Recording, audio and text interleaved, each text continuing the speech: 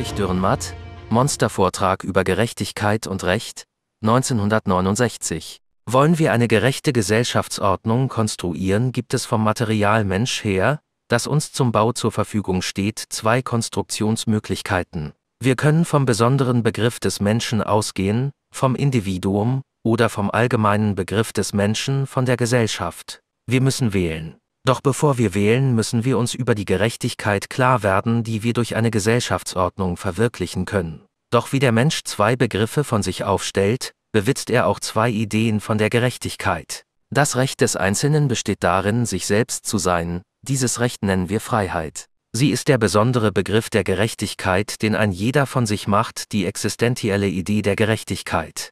Das Recht der Gesellschaft besteht dagegen darin, die Freiheit eines jeden Einzelnen zu garantieren, was sie nur vermag, wenn sie die Freiheit eines jeden Einzelnen beschränkt. Dieses Recht nennen wir Gerechtigkeit, sie ist der allgemeine Begriff der Gerechtigkeit, eine logische Idee. Die Freiheit und die Gerechtigkeit stellen die beiden Ideen dar, mit denen die Politik operiert, durch die sie den Menschen insoweit in den Griff bekommt, als sie beide Ideen berücksichtigt. Lässt die Politik eine der Ideen fallen, wird sie fragwürdig. Ohne Freiheit wird sie unmenschlich und ohne Gerechtigkeit ebenfalls. Dennoch ist die Beziehung der Freiheit zur Gerechtigkeit problematisch. Eine allgemeine Phrase definiert die Politik als die Kunst des Möglichen, sieht man jedoch genauer hin, erweist sie sich als die Kunst des Unmöglichen. Die Freiheit und die Gerechtigkeit bedingen einander nur scheinbar. Die existenzielle Idee der Freiheit steht auf einer anderen Ebene als die logische Idee der Gerechtigkeit. Eine existenzielle Idee ist emotional gegeben, eine logische Idee konzipiert. Es lässt sich eine Welt der absoluten Freiheit denken und eine Welt der absoluten Gerechtigkeit.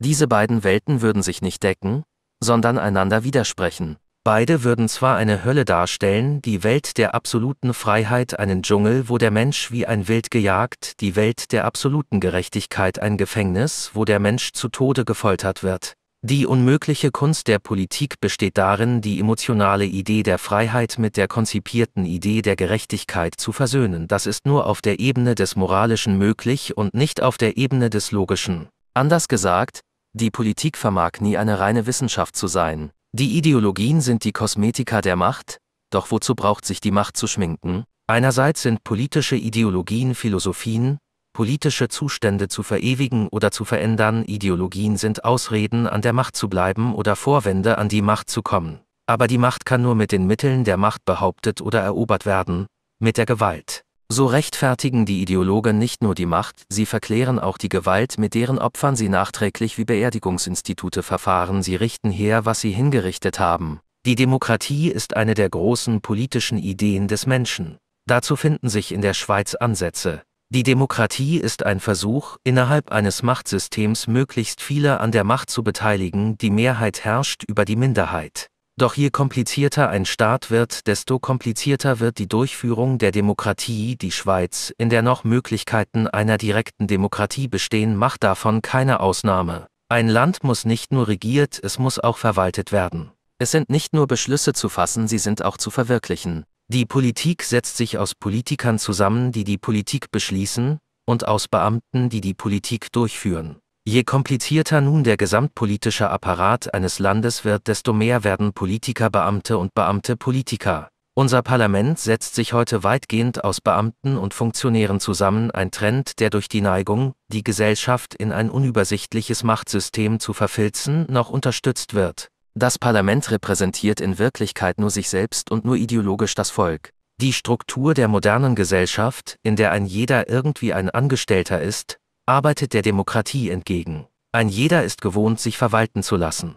Die Demokratie setzt jedoch Kritik voraus und die Angewohnheit, der Regierung auf die Finger zu sehen. Ein Parlament dagegen, das nur aus Beamten und Funktionären besteht, kommt in Versuchung, dem Volke vorzuschreiben, wie es zu sein hat. Wir haben gehorsame Demokraten zu sein, wir dürfen uns zwar Demokraten nennen, aber sollen keine sein. Auf unsere Frage nach einer gerechten Gesellschaftsordnung bezogen: Gesellschaftsordnungen sind nicht nur hinsichtlich der Gerechtigkeit, sondern auch hinsichtlich der Freiheit aufgrund ihrer Emotionen an sich Fehlkonstruktionen oder, anders formuliert, Gesellschaftsordnungen sind ungerechte und unfreie Ordnungen, die wir errichten müssen, um überhaupt Ordnungen zu haben, weil wir zu einer rein vernünftigen Politik durch die Widersprüchlichkeit der menschlichen Natur nicht fähig sind.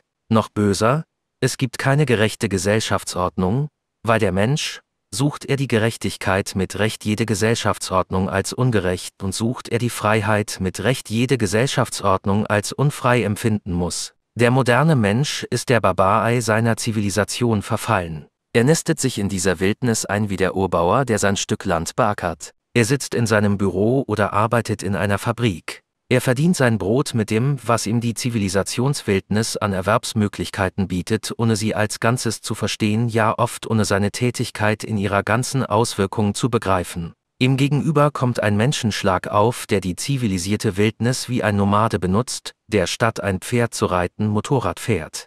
Er lebt nicht in der Zivilisation, sondern durchzieht sie von Arbeitsplatz zu Arbeitsplatz, von einem abbruchreifen Haus zum anderen.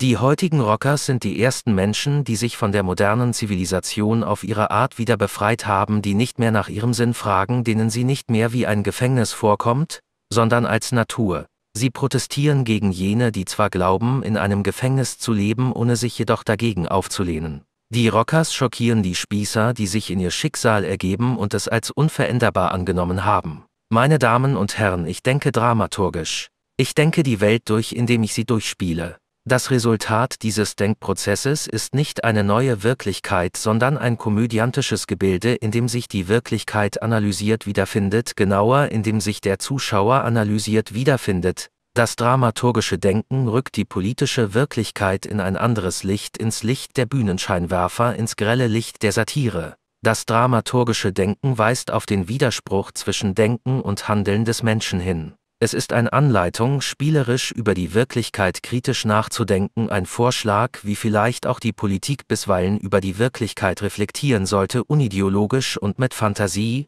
die ja die Fähigkeit ist, vorauszusehen. Als Dramatiker sind mir Mord und Totschlag legitime dramaturgische Mittel, eine Handlung in Gang zu bringen oder abzuschließen.